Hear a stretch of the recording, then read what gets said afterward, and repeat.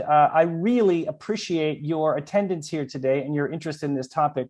What I want to talk about today is essentially the framing is humanity or humanocracy over bureaucracy is essentially the tension of these two. And I'd like to explore this. I have some ideas, and I know you have ideas. And really today, as much as possible, I want to hear what's on your minds. What is your experience? What have you had trouble with? What do you long to know? All of that kind of what's on your hearts and minds is what really is going to make this hour and a half interesting for us all, so we learn from each other. So let's begin. I want to, as mentioned, the topic is well, I'll begin with this idea that the quo has lost its status, right? And by that I mean that that bureaucracy as a standard model, which has been very successful for at least 100 years, particularly since the 70s and 80s, has begun to lose its efficacy and efficiency and is showing declines for a number of dimensions. And humanocracy as a particular way of operating is starting to emerge. And that's really the polarities we're going to explore. I want to begin with a quote. There's a fellow who you may know, Lawrence J. Peter. Now, he's the fellow who wrote the Peter Principle. Turns out he's a very funny guy, and he calls himself a hierarchologist. And I take this quote from him. Bureaucracy defends the status quo long past the time when the quo has lost its status. All very true. People do not want to give up power. None of us do. Let's recognize that that's a fundamental human challenge when we're asking for people to change. And we are asking for the people in power to realize that they need to, want to, or we must affect a shift in our operational values. So I want, as I go into this discussion, I want to find out from you, why are you here? In other words, why does this topic light you up? What do you want to know? What do you know about this? What do you want to know? Just a bit of context and background and focus for each of you, if you would. And I'll begin just to model it. I think I'm on a 15-year journey, in a sense that about 15 years ago, I read a book called The Leadership in the New Science by Meg Wheatley. And I was just amazed that this thinking of whole systems in organizations were possible. However, my notion implied that goodness would emerge, and it's clear that that's not always the case. However, since then, Raj Sisodia has some great ideas on conscious capitalism, and Frederic Laloux, who many of you all know, has really discovered this idea of people are finding an alternative in reinventing organizations. And recently, most recently for me, is Gary Hamel and Michele Zanini's book, Humanocracy. For me, it was a revelation in the sense that it opened up a map of the promised land, my words. And through that lens, I began to see that all over the world, there are organizations of people who are evolving or sensing something better. And so that you have corporate rebels in Northern Europe, and you have K2K Emocionando in Spain, and you have Boundaryless in Rome, and you have Ricardo Semler and in Brazil, and a lot of other places where there are leaders and there are validated theories and applications, all evolving in a way that presents a greater opportunity for human-centric management. So why are you here? Who wants to go? I don't mind going first. Felicia. Yes, so I live in the UK. My birthplace is Bermuda Islands. Mm-hmm. Coincidentally, I'm a freelance consultant. I have a limited company set up in the UK. Mm-hmm. Coincidentally, I'm planning a webinar topic outreach to some of my clients and prospects around the future of leadership. Great. HR perspective. Mm-hmm. And my thought process, my ideology is tied into a few things. The first in the shift in generations coming into mm-hmm. employment mm-hmm. over the next 10 years, and how their values are misaligned with kind of the hierarchy and leadership The kind of stay for 30 years and go watch values, they don't exist anymore. That coupled with the realization of so many employees that they really kind of like this flexibility, to cook dinner while they're typing up a document, to look over and watch the homework that's being done by little Jimmy, to not have to commute 2 or 3 hours in the morning and the evening. So that kind of mishmash of ideals now is going to come to the fore now that many people are expected to kind of come back into the workplace. Yes. And my final point is, even though many people are moving back into the workplace, we're still not at a point where this is going to be a fixed solution. So in another 3 months, there might be, again, a situation where some people are sent home to work. So there's no resolution yet. So that's the purpose of my talk next month. And just happened to come across your subject, and I thought it was very, very timely. Good. Well, I like that kind of talk, Felicia. Very, very timely. Puts me under a lot of pressure, though. I have to make time. Who wants to share why you here? Yeah, may I speak? Gianfranco. Yeah. You're on. Basically, I'm here because first, I'm extremely curious to see evolution about this concept, and especially curiosity about what the others think about this item, because I have personal experience in this field. Let me say I work in the last roughly 12 years for different companies, exactly on this field, and I act somehow, and on all the companies where I work, in all these companies, I left something of myself in the company, and I create some change, and I like to exchange ideas, to understand, let me say, if I act in the correct way, if I made mistakes, because I'm sure I've made mistakes, but understand which kind of possible mistake I have made to avoid in the future, and to especially also to understand the point of view of the others, because I have my certain ideas related to different companies, different methodology to be used, that are obviously not always the same, but it depends case to case. But to understand what the other think about this and have clear feedback from the other, because it's extremely important, especially when you make a consulting, to have very open mind, and especially to have information exchange with other colleagues that have similar experience, etc. Because in this field, the best thing you can do is to speak with the other, to exchange experience. From my point of view, it's absolutely important. You know, I'm going to add something. My bad. I should have put this up top. Just because I see a lot of people joining, perhaps if we could do this each in 1 minute, that might also, we'll get through it, and we'll get a sense of everybody in the room. So I just offered that as a reference point. Who wants to share why you're here? Let me go ahead and jump in. About 3 years ago, Reg Butterfield and I started doing a deep dive into change failure, and realized that there's a tight connection between organizational change and organization design. During that, I started reading a lot about new organizations, visions, but also realized that what I was reading was almost exactly what I had read 20 years ago when I was doing my doctorate. I went back and pulled up some of those articles, and sure enough, Tim mentioned Meg Watley.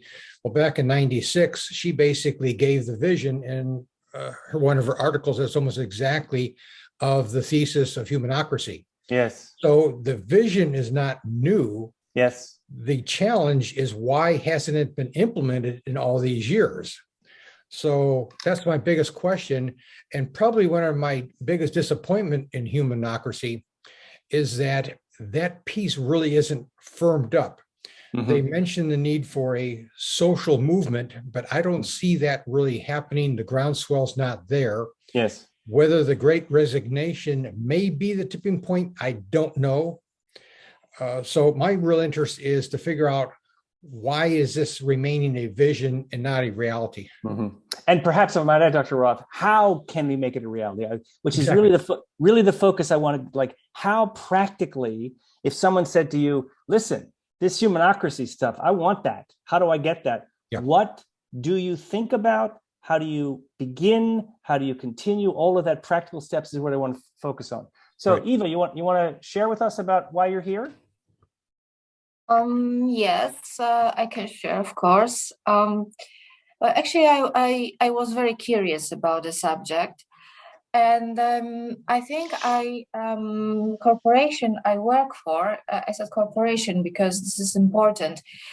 As its ambition is to to adopt humanocracy, and I think it's somewhere in the middle. It's going well there, but still bureaucracy is there, and I'm curious how far is it possible to go in corporation? Great. Because this is a specific ecosystem, I would say. Yes. And actually, let me just also reference something that I totally get, Dr. Roth, your perspective that there's an implied social movement, but where is the grounding of it? And what I do see are people like Ricardo Semler, who developed his own company, and then with his colleagues, they distilled these practices into a map and a set of values. And I do see corporate rebels giving some pointer, and Emmanuel Kentarelli and Simone Cicero, Boundaryless, giving some. So it's getting down to the ground. So, but thank you, Eva, And who wants to share why you're here? I'll go next. It's Carrie from Toronto. Good, Carrie. Hi. Hi. So what lights me up about this topic? Well, as soon as you started saying corporate rebels, I was like, okay, I'm in.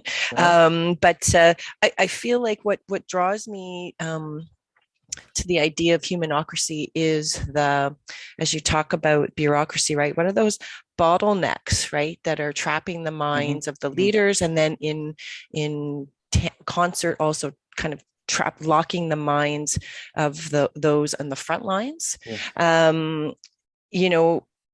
What I know is that we're all connected. That's about all I know. And that sometimes even those of us who want change struggle with the why and the how and all of that. What I'm seeing, much like a little bit of the sustainability piece and whatever, is that can only take it so far. So change, in some of the places I've been, is it's a nice wrapper, but it's not necessarily able to do all that it could do. And so I think there's something that could taint this idea of change. And so I'm curious today to know, how do we buffer the front lines well we're looking at the mindsets of those who are making those decisions, and what is the unlearning that needs to happen for those above, so that they can maybe be more on the ground without having to be in the weeds. Because I'm seeing when a leader gets in the weeds, it doesn't necessarily help change. It just, yeah. So there's my rant, but I'm excited to be here. Very good distinction. How do we change mindsets, particularly people who were previously in control, and allow that so therefore the people in the front lines have greater levels of nimbleness, autonomy, and delegation. That's a very good, interesting dimension. Well, what I bump into just is that, well, nothing's wrong. This is what's made me successful. So why do I need to change how I'm thinking? And because if it ain't broke, don't fix it. But perhaps maybe it's not broke in their seat or in their lens, but the and I don't mean to say broken but just it's not maybe working. It's not. It's suboptimal for sure. Sure. Yeah. So there's why I'm here. Thanks you for hosting, and for everybody else to be here too. Thank you, Carrie. Marjorie, would you like to tell us why you're here?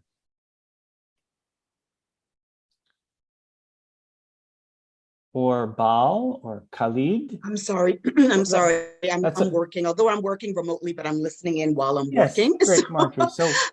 Yeah, just really, really quickly. So yeah, I work for a nonprofit and everyone's working remotely and we're working in teams. But as much autonomy and creative freedom that we have, it's still very top heavy. Yes. And so for me, I'm here to learn and to understand what that balance would look like when you have an organization where everyone is dispersed all over the globe and trying to work in teams and still be productive and high performance. So good. It is interesting phenomenon that distributed work is a reality and still there's this legacy of control. So therefore, how do we make the opportunities to distribute work more robust? Correct. Baal or Khalid, do you want to say hello?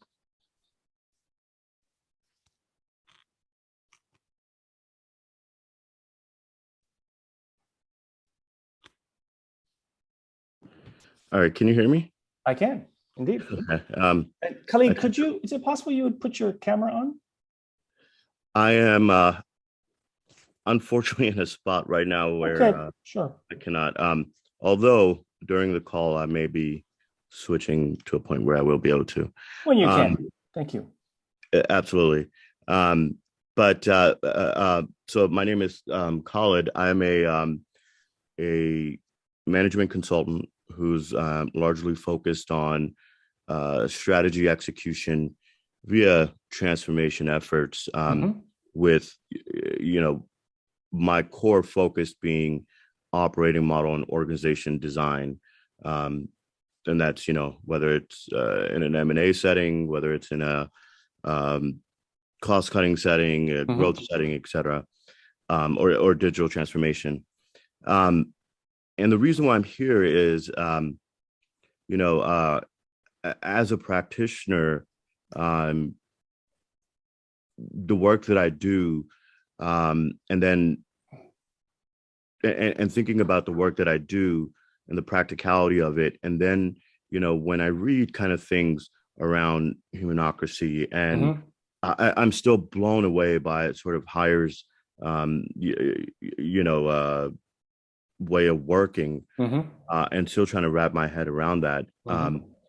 It seems like there's such a significant a gap or bridge from where we are today to going to these, future team of teams, from large multinational global organizations. So I'm here really just to learn from the fantastic team that we have here. Great. So I really love your sense of tension about the work you're doing now and the work you see Hire doing and the sort of distance there. What I would suggest to you is that there are large, like Michelin is on a journey in the same fashion, and they're well along their way. Vinci Partners is a large construction company in France, and they are absolutely this. There is in Hong Kong, there's a large financial company do insurance and a whole bunch of Ping An, huge company. They are in many ways this kind of an organization. So this team of teams idea is really operationalized by a lot of people, and we can learn from what they're doing. Thank you, Khalid. Thank you, Khalid. And also, I think Baal is still here. Is Baal still here? Would you like to say hello, Baal? Or I think Baal and I left. Great. All right. So thank you very much. What's interesting is the richness and diversity and different kinds of perspectives we come to the same kind of hope and possibility that there's something better out there. I want to reference something which I think is interesting, in that what has happened, there are perhaps 100 companies or more all the time who are evolving into this model. And many of them new companies. There's a company in Netherlands, I forget the name, but they're a financial company. They're doing incredibly well. There are no bosses. Now just let that settle on your brain. There are no bosses. There's a jet manufacturing, GE has a jet engine manufacturing company in Raleigh, one supervisor, 300 workers. And what this implies is that people come to work to discover and operationalize what they love to do, about making jet engines, about financial instruments, and they are successful doing it. So in many ways, what we're doing is just going back to a kind of a natural human way of organizing, as opposed to let's get serious.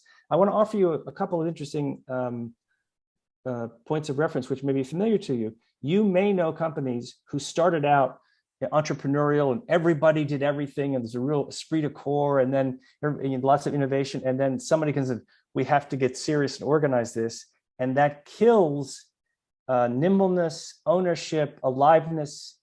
So the way of working is not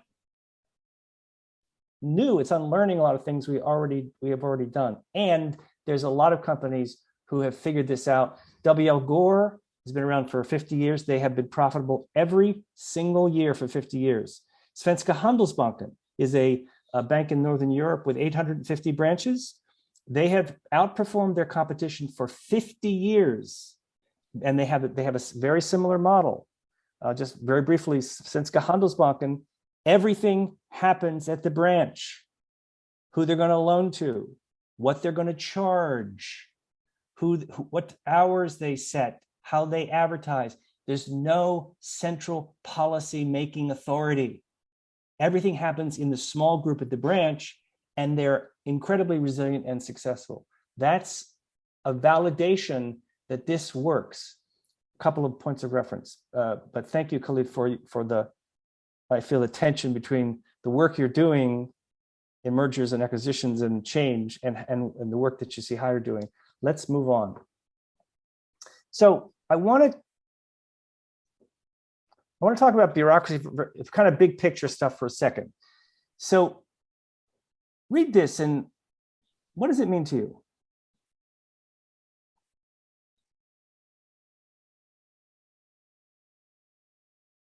Does it make sense? Do you believe it's true? Is it illustrative?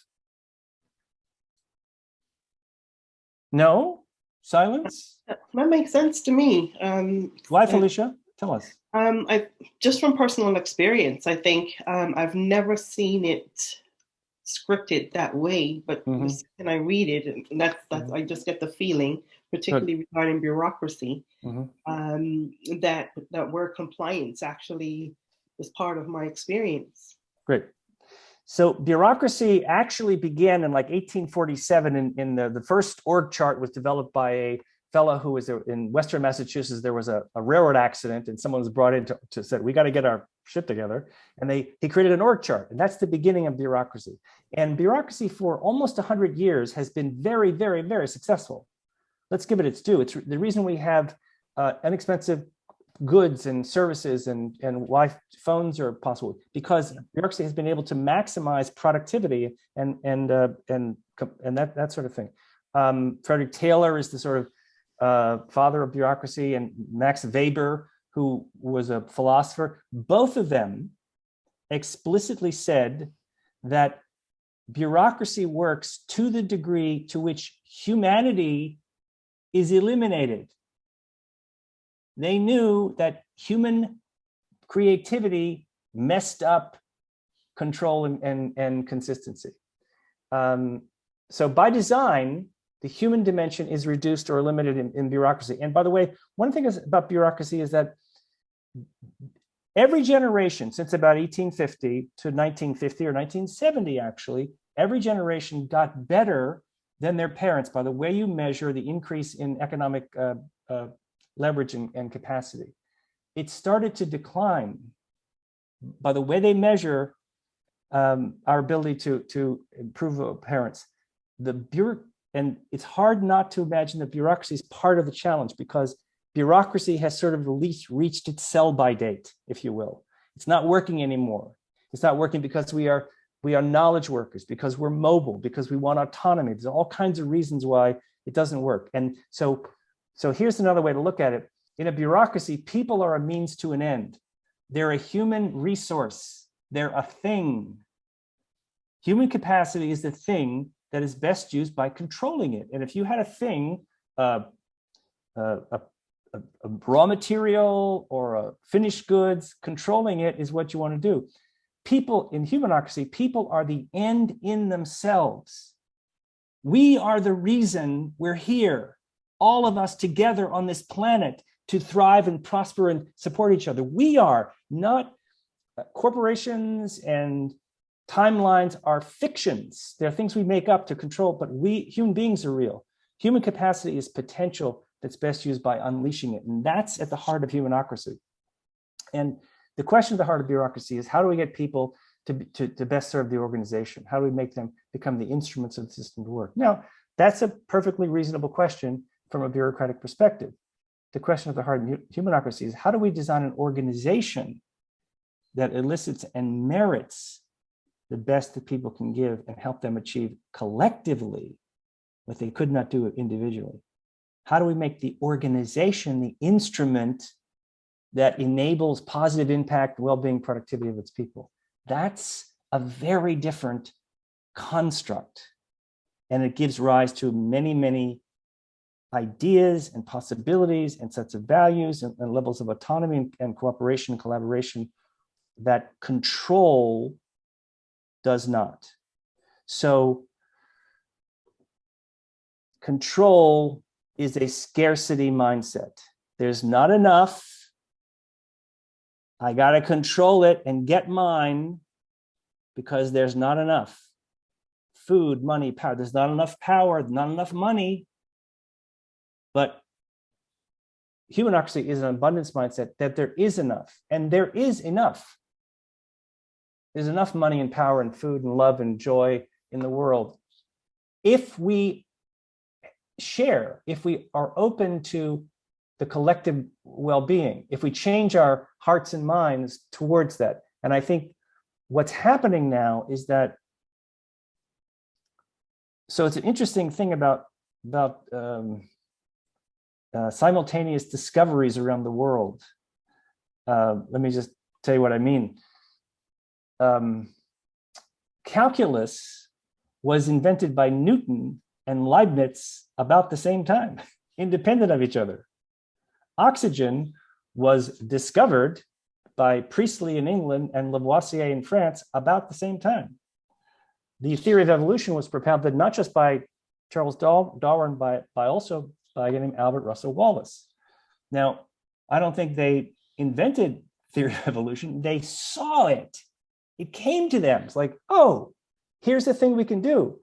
What's happening now around the world are people going, wait a minute. We don't have to be like those jerks we worked for. We can do something different. There is a way that we can honor the human spirit, feel good about our work and the society and the people around us. There's a new opportunity. There's an option here. And is a different way of being. And this is what I think Humanocracy is about. Now, that's kind of theoretical, high-level stuff. And let me pause there for a second and ask you, so what comes up for you when I say all that? Any comments or ideas or pushback, whatever you're. So this is Khalid. There's a part of me that when I read, controlling human capacity is a scarcity mindset. I absolutely agree with that. Mm-hmm. But it seems like bureaucracy also is needed to control an overabundance of resources as well. Say more about that, Colin. The bureaucracy is a mindset or an approach that certainly is needed when resources are scarce, but I think it's equally needed when there is a overabundance of resources, and you need a bureaucracy and a central decision-making authority and processes to ensure how you herd all these cats, if you will. Good. So let me offer you a distinction, perhaps, and just consider this as nothing. You need control. There's no question you need control, and you need a way to, but hierarchical control, coercive control, is different than allowing control to happen throughout the system and at the edges, so that the responsibility, both freedom and accountability occur more broadly throughout a system, and thereby resource control might be managed in a different way. Does that strike you as possible? That bureaucratic control is kind of hierarchical, top down, but control and husbandry of goods and services can happen in an ecosystem perhaps as effectively. Absolutely. Yeah. Good. So thank you for at least marking that. I can go forward. Yeah, I think it's a very important thing. It's what is hierarchy? I want you to offer you this idea. Think about a forest. So a forest is a complex adaptive system with lots and lots and lots of entities: moss, ferns, animals, bugs, insects, microbes, large and small, all of which are making independent, somewhat choices by where they choose food and shelter and safety. And no one's setting a policy that we're gonna have an early winter, so let's pull in our tents. Every entity adapts. So they're individual agents making choices that seem to be the best choices, and collectively you have a sense of structure and even hierarchy, but it's not coercive hierarchy. And one of the key things here is that complex adaptive system versus command and control. And the problem is that command and control, people don't like to be controlled. You can control things, but you can lead people. We keep mixing them up. I want to be inspired and lifted up, not controlled. You can control resources, timelines, budgets, metrics, but controlling people doesn't work. And bureaucracy makes the mistake of thinking it can, and it does work to a certain degree, and has diminished capacity. So I want to move on. I want to talk about. He said with great confidence, but he couldn't move. There we go. So before we go further, I want to talk about this as a point of reference. This woman, Gaia Harrington, is the KPMG. She's a dynamic systems specialist. She wrote her Harvard thesis from Harvard recently on an update of a book called Limits to Growth, which was published in 1972 by people at MIT. And that's actually where scenario planning was developed, the whole idea of scenario planning. And these people were talking about, what about our resource use, and will it reach its capacity, or it's, really hit the wall? And so the limits to growth model was updated in 1990. And they said, we're on track to hit the wall. And in 2004, we're on track to hit the wall. And she just updated, and she said that, so you understand this, that there's a number of scenarios that she outlines. One of them is called business as usual, BAU. And the business as usual scarcity mindset of resource and economic disparity and the rest of using resources will, from their models, reach its limits sometime in this decade. So there'll be resource depletion, and soon thereafter, in the model, there is societal collapse. Now, this is a very well-credentialed woman with lots of substance here. This is as serious as a heart attack. And I think we have to pay attention to this, because what this is saying is that the way we do stuff, it's going to reach its limits, and we need to change. And in her work, and I really invite you to look it up, she has some brief high level stuff. She outlines scenarios that will reach us into sustainability. Kate Raworth, as one example, has this thing called donut economics. So it's economics that's circular as opposed to extractive. Circular meaning things are sustainable and money and information is circulated. This is something we need to pay attention to, I think, and something which gives us further impetus to say, something, this is not just a game we're playing. This is about the planet. And it's interesting that this woman, her name is Gaia. Just saying. Carrie asked about the bank that I referenced. It's called Svenska Handelsbanken. It's a Northern European bank that has this model. I pointed out because, as Dr. Ross said, this idea has been around for a while. They're 50 years old, W.L. Gore is 50 years old, and they're brand new companies, but this idea has been around for a while. So let's move on into how do we get from here to there? Now, this is the practical steps that I want to explore. And I'm going to ask you as we go, I have some ideas here, but I know you have some ideas. So I'm going to ask you to please share your ideas. The first thing I want to talk about is, so again, this is if you were in touch with someone who had some leverage in an institution, they had some ability to make decisions and provide strategy, whether that's, and probably that's a senior person, but could be anybody. And they said to you, wow, this humanocracy stuff, I got to get me some of that. How do you practically begin that process? And I asked this question because I don't know either. I have some ideas and it's all an experiment in progress. So the first thing is brave leadership. Now I want to talk about some brave leaders. Jean Remin at Hire, Joe de Block, who has developed a company in Northern Holland called Birdsore, a nursing company. Tony Shea at Zappos, Ricardo Semler at Brazil. Who do you know, either out in the world or personally, that you think has this determination and vision to see something different? Who do you know?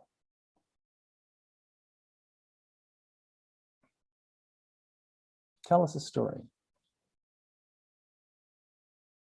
This is the interactive part of the first name that come in my mind is Elon Musk. Fine. So tell us why. Absolutely. He does everything in complete different way than all the others. Mm-hmm. In every field he went, he obtained very good success using completely different methodology, structures, ideas, etc., than all the others. And is a perfect example of a success doing something different. Mm-hmm. So I agree with you, Gianfranco, and I'm going to ask you from a humanocracy perspective. So think of humanocratic leadership as leaders creating other leaders and empowering everyone in the system. What is your understanding that Elon Musk is doing that kind of thing or not? I don't know. Depends. It depends from the company we are speaking about, because Elon Musk has different companies. Mm-hmm. And one example should be the Boring Company. Boring Company. Yes. That is a perfect example. He collects person with crazy idea, with very open mind, etc. He put all together in, let me say an example, in a room and say, okay, brainstorm and do what you want. Great. He's a typical example of a company that is without a hands-on from the CEO. Very good. Very good. Let me, if I might, give you some little brief biographies of some of these people, just for the sake of reference. Jean Remin started in Chinese state manufacturing 30, 40 years ago. Now, you can imagine that it was not a very creative or a live place then. And he was so disgusted with, he had to take over a factory that's making refrigerators. He was so disgusted with the quality of the refrigerators. He brought out everybody in the plant, put out some refrigerators. He said, I want you to take a sledgehammer and destroy these. Because he said, we're going to make things that are quality. And that was a turning point in the cultural leadership. And over time, Jean Remin they are the largest appliance manufacturer, washing machines, air conditioners, that kind of thing in the world.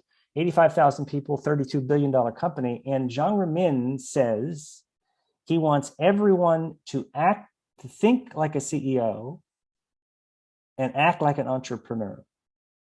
And what's so powerful about that vision is that the entrepreneurial energy is that energy like, I can do this. I have this idea. That kind of energy is magic. And what's often missing with entrepreneurs is financial support, or I might know a lot about engineering, but I don't know much about marketing. But in a large organization, you have those capacities to draw on. So that thing of entrepreneurialism is really the way that they drive the growth of their company.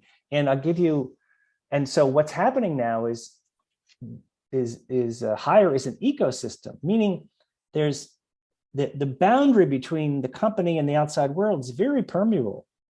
And there's a lot of ideas that get generated and new kinds of businesses that move on from not just appliances, but now into other areas like computers.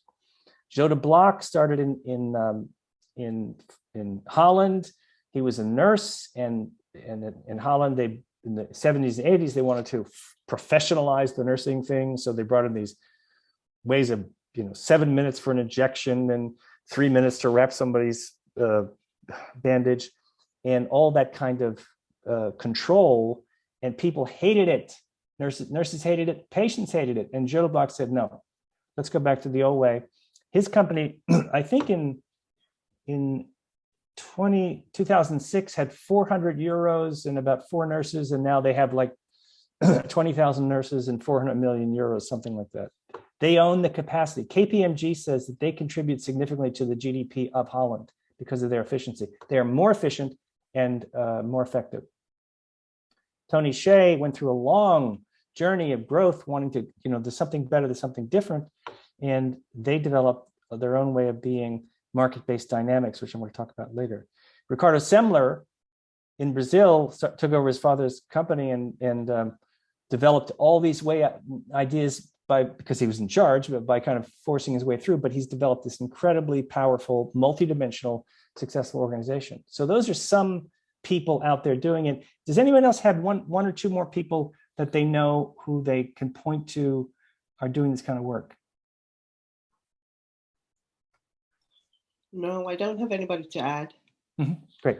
Well, thank you for offering that. So brave leadership is the first thing. And what I'm suggesting you want to do is when you're working with somebody, you need to really listen and help them articulate the vision. What do they see? What do they feel? And you need to fill it out so that they understand what's on the other side of this journey. And because that will help them prepare for the bumps. Purpose is key. Why personally does this matter to them? And I think this idea of working with leaders is fundamental, and a discovery audit is very useful. So for those of you who've worked with leaders in the past on different kinds of projects, what is your sense of how do you prepare leaders for change?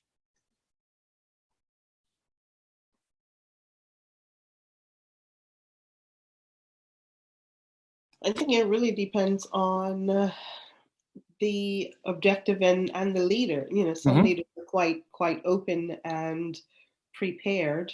In other cultures, the leader may not be as open. May see it as fixing something that's broken, which tends to be common the higher you go up the hierarchy. So, as you go up the hierarchy, what happens? Tends to be more common that the impression is you're trying to fix something that's broken, rather than using the approach that you're really trying to energize the team. And that will be usually the approach I use, is energizing the team, not fixing something that's broken. Great. So it does depend in my experience. Anyone else have an example of how you've worked with a leader to help them begin to move out from where they are towards what they want? Practical examples.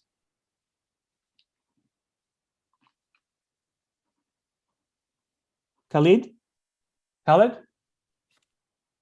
Yeah.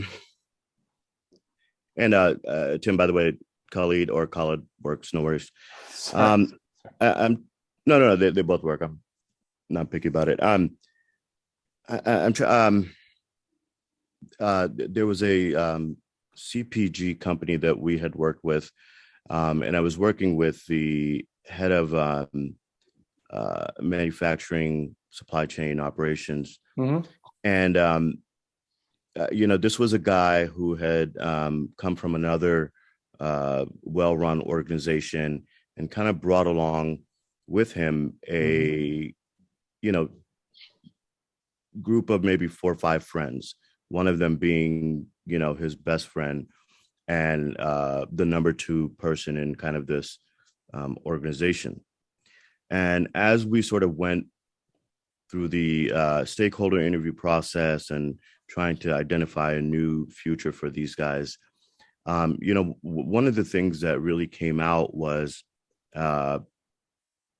how significantly hindering it was for the masses that, it felt like there was this in group and out group. And, you kind of had to be buddy with this in group to make it anywhere. And the leader saw himself as inclusive, and it was sort of a surprise to him. He sort of felt like, sure, I give everybody the same opportunity, etc. Anyhow, the way that we kind of worked with him was to really, first bring it down to first principles and say, these are the issues that you kind of called us in here for. And we've reinforced that through our interviews. And this is where you want to go, Great. You've identified this is where you want to go. And, these are the obstacles in the way. And for you to be this leader that you want to, that you think that you are, and, want to continue to be, but really take it to the next level. These are the sort of behaviors that you need to exhibit and the sort of leadership attributes. And that needs to trickle down because, his friends were sort of doing the same thing that he was, and kind of bringing their friends. And so it was sort of like that. And we also, it's the only time I've done this in my career, but really felt that this right-hand man of his needed to be terminated from the organization ASAP. Great. And we said, and this was with him, this was a little bit more than just being his best friend. He was also someone who really took advantage of a lot of things and people were uncomfortable. And we said, one of the first ways you can do it or help transition to his new organization is by making a bold move right at the front. Very good. So lots of good stuff there, Khalid. Let me just kind of, if I might, thank you very much for that experience. But the thing I want to reference is that every one of these transitions occurs because someone says, I'm going to do it, a brave leader. The challenge is if you don't have this person, probably nothing much is going to happen. And if you do have this person, just the way you're laying out, Khalid, it's like, where are you now? Where do you want to get to? What's in the way? What needs to change to get there? Make some bold moves. And all of that is energizing for the people who hear the vision. And also it is one of the things you need to hang on to as you get from here to there, because there's going to be some bumps. And I think this is the thing which you can't do without, is someone who has some leverage, who has a vision and is willing to go that way and supporting them as much as possible in getting there. So let's move on. I want to talk now about mindset shifts. So I'll talk about mindset, skill set, and team design is what I want to go into. And you actually referring to is mindset shifts. How do I think differently? How do we get away from, I'm filling in the blanks here, the buddy mentality to more inclusive mentality. So some things I want to emphasize is leaders are people with followers. They're not somebody who's appointed a leader. That's formal authority. But so in this model, you want to reduce formal authority and increase personal abilities. If I'm a leader, I have to create a connection with you where you want to work with me, not because I'm a VP or director, but you like me, you want to work with me. That's that's leadership. Management is do it because I'm your boss. That's one piece. David Marquet, who has an interesting model, perhaps some of you know his model. David Marquet was the captain of a nuclear submarine in the US Navy, who at a certain point said, I'm going to stop giving orders. Think about that. When people ask me what to do, I'm going to say to them, so what are we up to? What's the mission? Where are we located? He was going to ask them questions to have them make decisions.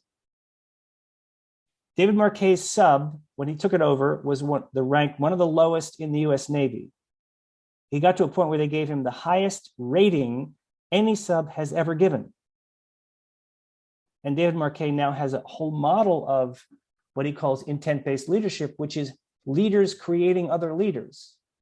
Leaders creating the capacity and ownership throughout the system. And his experience of his submarine is very evocative. And if you go to his site, there's a 12-minute video that tells his whole story. That's a great leadership model, I think, for my money. And in many ways, it's right there. It's ask more than tell, or maybe only ask. Don't control people, coach them. There's essential kind of Buddhist thing here of letting go, allowing, be ready for the bumps and increase trust as much as you can. Another thing about this model from mindset is be really clear on the why. Let them figure out the how and the what. Another thing I want to say in this mindset shift is don't say no. Now let me explain what I mean. At Hire, some young people who come out of college were working at Hire, and they personally hated the gaming laptops they saw in the marketplace, and they thought they could do better. Hire is an appliance manufacturing company, but they went to their boss with a prototype of what they thought, because they were asking for some funding, which is what Hire does. The boss didn't like their prototype, but he didn't say no. He said, go test it. Test it in the marketplace. That's the proof. Does the buyer like you? You get paid by the buyer. So they did that, and they went to market, they developed some initial things, and they're now a public company, and their laptop, Thunder Robot, is the largest selling gaming laptop in China. And as an example of what Hire does, Thunder Robot is partially owned by those people and partially owned by Hire. Joe de Block, one of his nurses, came to him at Bertsorg and said, I think we should do this thing of helping people prevent falls. What do you think? And he said, I think helping old people prevent falls is a good idea. It's not up to me. Talk to the team, talk to the people, make it happen. So that whole thing about you can't say no to ideas. You want to ask them questions, and encouraging experimentation. Safe to fail experiments to validate both new outcomes and new ways of thinking. I'll give you a quick example. Gary Hemmel talks about a model for this, where they had some people in an organization reinvent the expense accounting process because it was a pain in the ass. And the principle was, if we put our expenses online, will that work? Well, long story short, they don't have to report to anybody. They can do anything they want, and their expenses are online.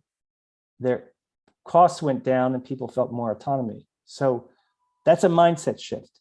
Another one is, so there's also skill set shifts. And this is kind of the, sort of being and doing Emotional intelligence is a key function, I think, in a new environment. Can I get better at managing my emotions and emotions of others? Can I create more psychological safety? Psychological safety is an environment of rewarded vulnerability. That's from Tim Clark, who wrote a book called the Psychological Safety, about psychological safety. Another skill set is conflict management. There's all kinds of conflicts going to develop because now I need to work with my teammates and my buyers and my intermediaries in working things out. There's no bosses. Can I get good at negotiation, communication skills, group decision-making skills? So before I move on, what in here, either mindset or skill set, do you think, are you curious about, or do you think needs to be added to this set of ideas for either mindset or skill set? Please let me know.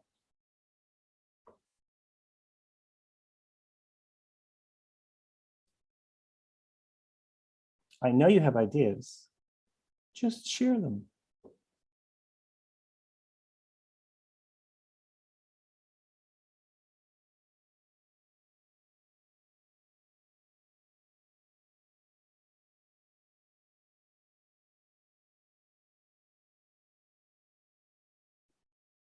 Sorry, I inadvertently took down my slides. I'm sorry about that.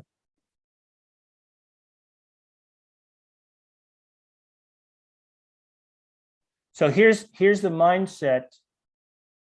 Here's the skill set. What do you think needs to change as people move into an environment where there's greater levels of autonomy and independence and trust grows? What has to change from your perspective?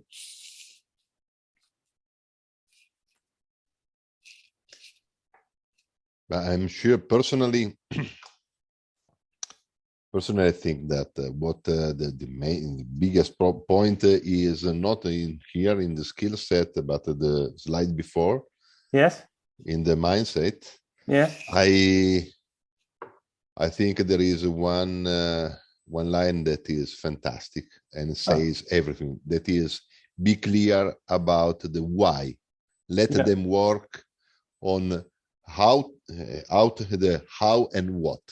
That's perfect, because explain exactly what is the real leadership, and explain how has to work the relationship between the leaders and the people that work with them, because explain why. So you have not to say how to do something, just explain your target. We have a kind of target. Great. Say the target, don't tell to the other how to reach the target. Yes. Because in that way you give freedom, total freedom to the people to act in the proper way and to express in the proper way own capabilities. Great. And Great. I think that is explain exactly the what is behind the concept of humanocracy against the bureaucracy. Yes, I think that is explain everything from my point of view. Great. And let me just underline that, because I think that in any kind of change process, you can't think about 8 things. But if you think about one thing and you really master it, like if you just say, look, here's where we need to get to, you guys, if you just get good at that and you trust that they will come up with things, because they will. And they may come up with things that you never thought of. It doesn't matter. They're their solutions. That's a huge shift in capacity and ownership and aliveness, and makes a big difference overall. Thank you for pointing that out, Gianfranco. Now, Carrie said something about emotional intelligence of the leader. Carrie, would you tell us more about that?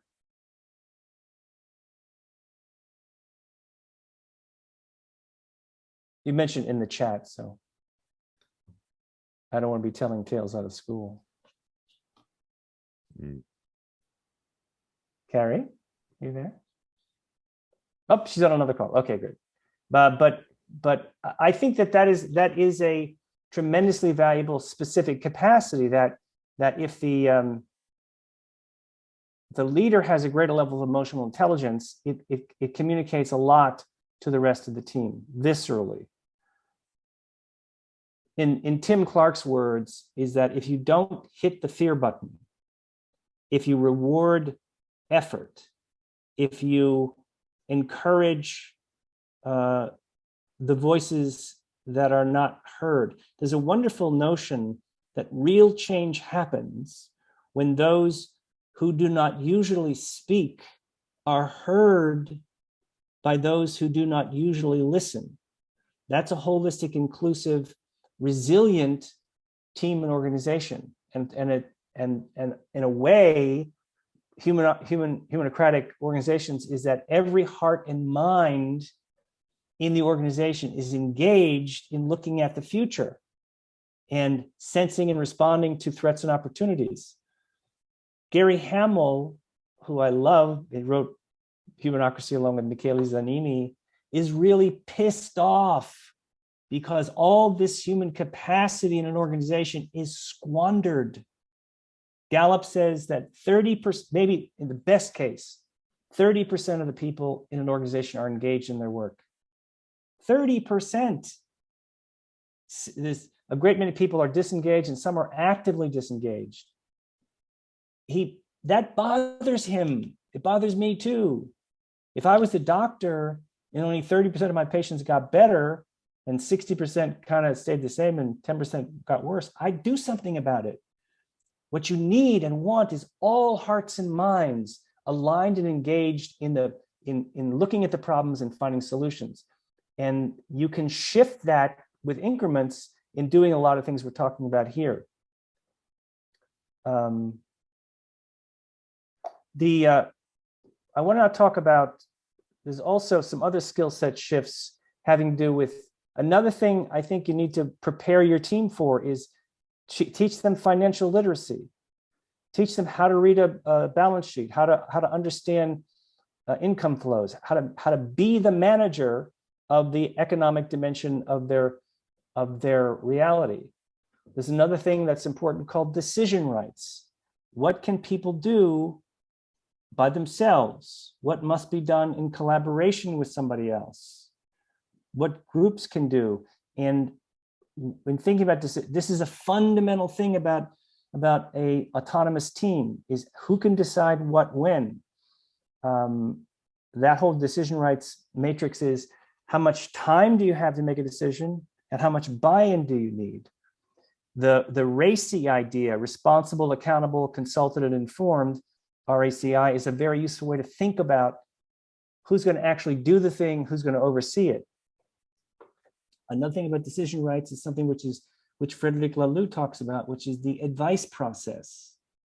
That in theory, you could do anything you want as long as you do two things.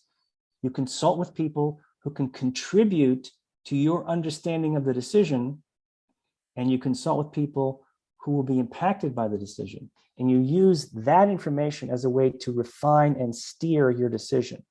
And this is how people come to the place where the workers on the shop floor buy the machines and they decide where to go to market and they understand new products because of using the advice process. Another thing is, can you get good at generating ideas and rapid prototyping? Rapid prototyping is a great piece here too. I want to talk about one thing. Intuit, the software maker, they make QuickBooks and other things. They have a process called Design for Delight.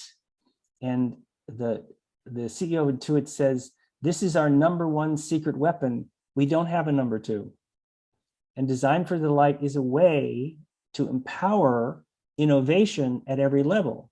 It's a workshop which basically has 3 dimensions. The first dimension is empathy, customer empathy.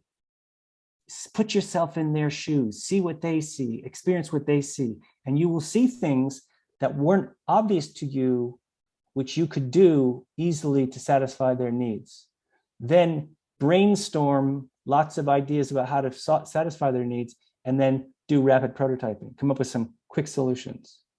And this idea of customer empathies can be breakthroughs in process or product, because you see the world from the customer's point of view. The customer pays you. The customer pays you. If in an autonomous team, instead of looking at your boss, you're looking at the customer, that's really where you want to put your attention. Now, I want to talk for a little bit about team design. Talked about leadership, mindset, skill set. I want to talk about team design. And the first thing I want to talk about is the idea of principles, not rules. So in a complex adaptive system, you want to have a couple of basic principles that unleash human capacity. You don't want to have a lot of rules that constrain human capacity. Nordstrom's has one rule: do your best to take care of the customer.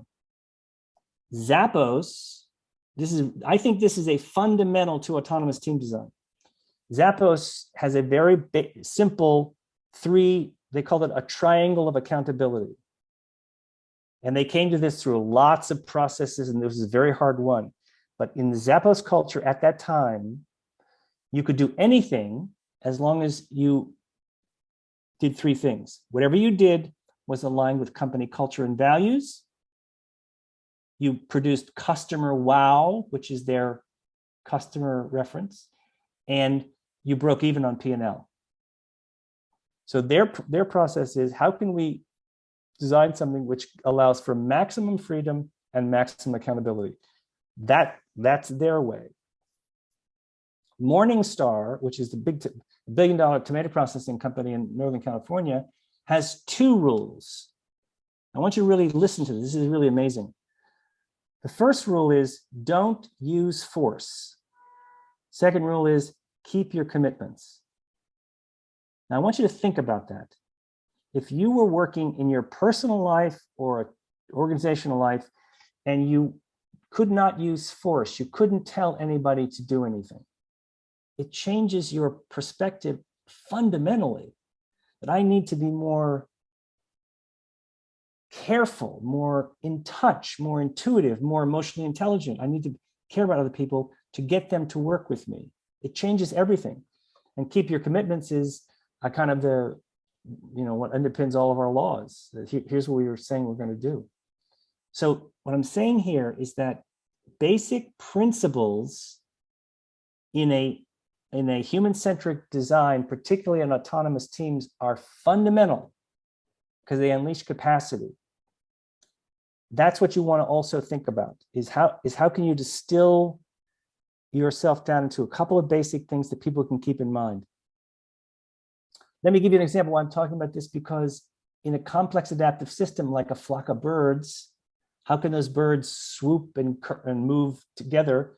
Well, our sense is that each bird is paying attention to three things: avoid collisions, maintain airspeed, stay with the group. If you do that, you can move together as a group. So basic principles are the fundamental of team design. Now I want to talk about other things about team design. And I got to finish here. I want to get through this, and I really want to hear from you folks. And we're about 10 minutes after the hour, so I want to get further in. So it's an ecosystem, not a hierarchy. You want to have small teams, 10 people, not 15. If it gets too big, divide them up again. The teams are multifunctional, meaning you have someone from marketing, sales, product design. In the words of the people from Intuit, you want to have a hacker, a hustler, and a hipster. That's their simple idea. But you want to have a bunch of people on the team who can do different things. Market-facing and customer intimacy are key. And I want to talk about this word, reinvented. Reinvented is one of the principles that Hire talks about. And it's a Chinese word, and it means that there's a connection between each employee and the needs of each stakeholder.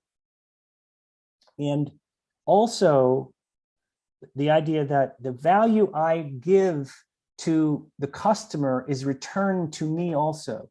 Now that means I'm compensated, but I also gain value in my sense of accomplishment. So there's this reciprocal value chain that occurs in the Reinvented model, and it's one of the fundamental concepts in Hire about how employees work with customers.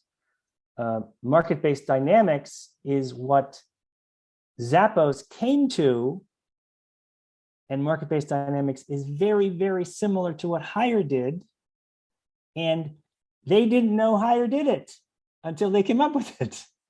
Again, this idea of simultaneous discovery is really interesting. And the other thing about team design is encourage innovation. They're ultimately can do hiring and firing, setting strategy. In the market-based dynamics, each team may be a customer, supplier, investor from the team. Now, I'm doing a lot of talking here, not very useful. What comes up for you? What do you think? How can you use these ideas when someone says to you, I really want to do this humanocracy thing? What can you do?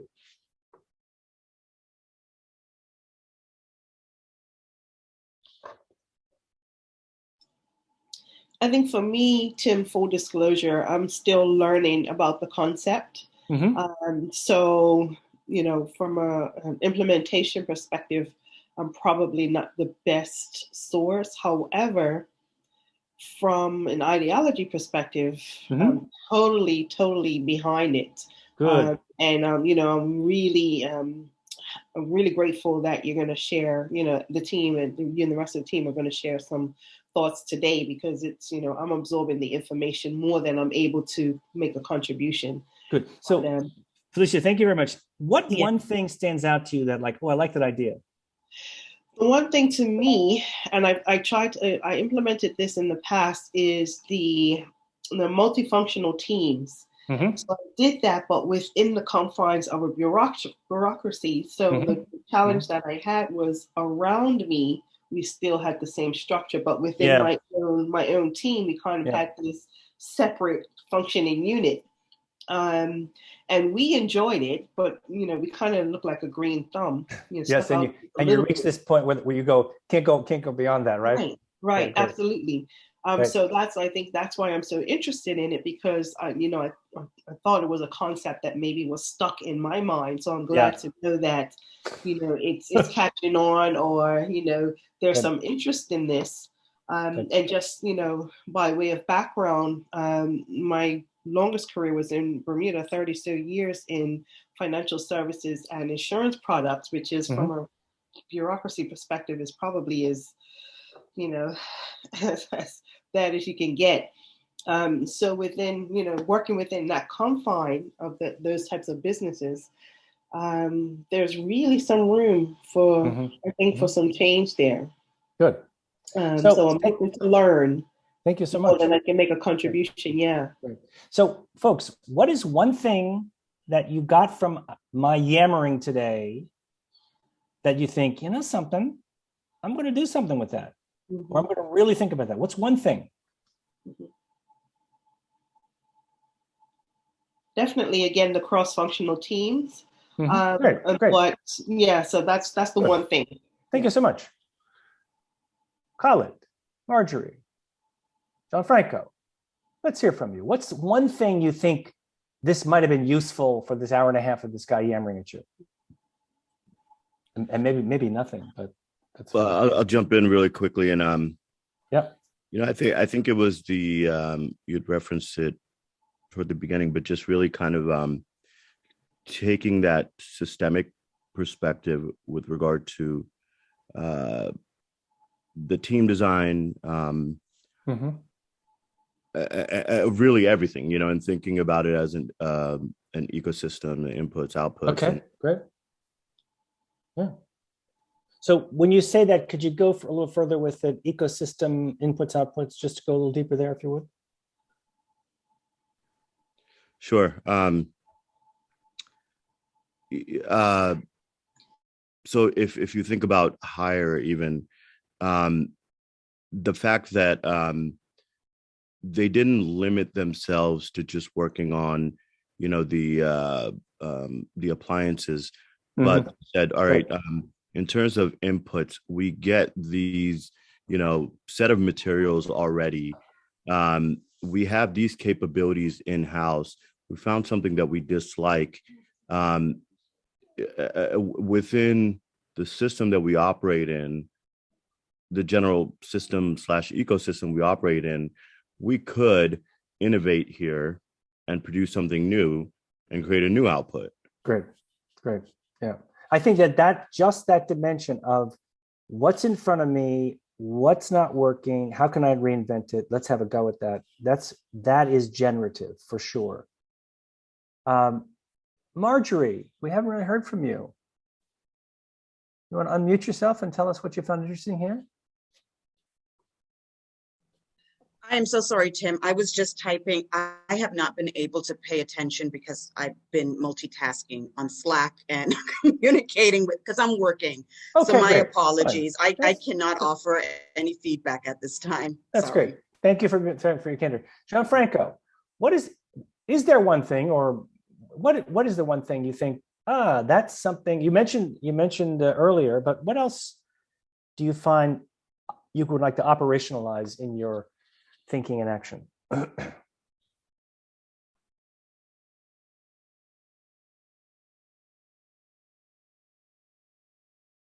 Yeah, the new social text, Gianfranco, is the first thing is saying hello. You say you have to unmute yourself. You have to unmute yourself, Gianfranco. You're muted.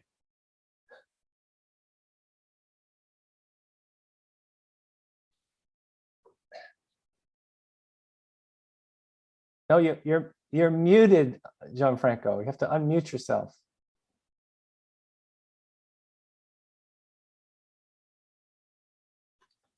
Gianfranco, we can't hear you. You're muted. Oh, there you go. Okay. Sorry. I had some problem also in the hearing. I was thinking, can you repeat the question? Sorry. So I'm curious, after all of this time of this guy in New York yammering at you, what one thing do you think is valuable as a takeaway that you think that's something I want to pay more attention to and operationalize? Of all the things we talked about, what do you think you can do to make a difference in your work? So many things. The list is so long. No, if I have to choose, what I have to do is really you mean about the team design or in general? Whatever. Whatever. If the idea I appreciate a lot something you say before, that you say about let speak people that never speak, and make people that normally speak listen to the other. That's great. So reverse the situation. Yeah. That is something that remain in my mind because just is a exchange of roles. I try to see this in a more wide environment. Is a kind of change of roles. That's great. So something that I always try to explain to the people with that I work with is that are people that have problem to understand because they insist on something and they have problem in understanding on the other side, etc. I always say reverse the situation. Try to be the person in front of you and try to see with the eyes of this person yourself, and try so reverse this situation. Do something like a mirroring. So this is a kind of exercise that is absolutely extremely difficult, especially in the beginning. But I made in the years, I work a lot on this, and I have to say this help really much, because when you wanted to do some change, you have to learn to listen to the others. You cannot say, I wanted to change, so do this and that, but because this is not a change. This is, you give just hints, and you give just rules and methodology to the others, etc. But it's you. It's not the team. It's not the group. It's you. And the team is made by several people, not only by you, but by several people. And this is really important from my point of view. Let me offer some ideas that when you say get everybody to listen, get everybody to include everybody. Some things is to say the leader talks last, ask more than tell, elicit conversations. And I love your idea of switching roles, because you could even take that further and allow someone on your team to run the meeting, or other people, because all of this allows for exactly that I see the world from this point of view and I understand it intuitively better because I'm that. In fact, what some people sometimes do is at board meetings, they have 2 open chairs. Anybody can join, including the person who sweeps the floor. And that allows for a larger, more inclusive communications gestalt, which adds for better understanding and action. So Dr. Roth, what did you like about today? What can you take away? I like really everything you've got. I understand it all and how it all fits together. The challenge, though, is that you probably touched on maybe 30 to 40 individual pieces. And while we understand the pieces, how they all fit together, there is a challenge that many who need to hear the message, first of all, don't have a way to hear the message currently. And secondly, when they do hear it, they get confused because it's almost too much. And it is too much. What I want to try to do with this group and a few others that I've got started is how to chunk it into meaningful pieces that can stand alone, but also be easily placed into context with others, so that they can see both the forest and the trees, so to speak, as well as find a pathway through that forest that is meaningful to them. I think that's the challenge that we face globally, but also I think it's a challenge that we can collectively can work toward helping, because without meeting that challenge, I think we're going to be spending another 20, 25 years talking about the vision and not really reaching it, other than if people hit a crisis. Because when you go back to hire, what really turned that company around to what it is today was actually a crisis. And many of the others were either a crisis situation or a startup. Well, I'd rather not have organizations wait to a crisis or be put out of business for startups to take their place. That's enormously wasteful. Well, I do think that, I think particularly large organizations are unlikely to change unless there's a impending problem that they're struggling with. That's number one. And that if you have a greenfield, like a new organization, it's a different model. But I can tell you, like Michelin, for instance, they're on the way to evolving in this model. But what happened with them was kind of a crisis in the sense that they wanted to increase productivity. They did a lot to increase productivity, a lot of efforts. It wasn't moving the needle at all. And there was a guy who had been able to turn some other plants around who they gave a bigger project.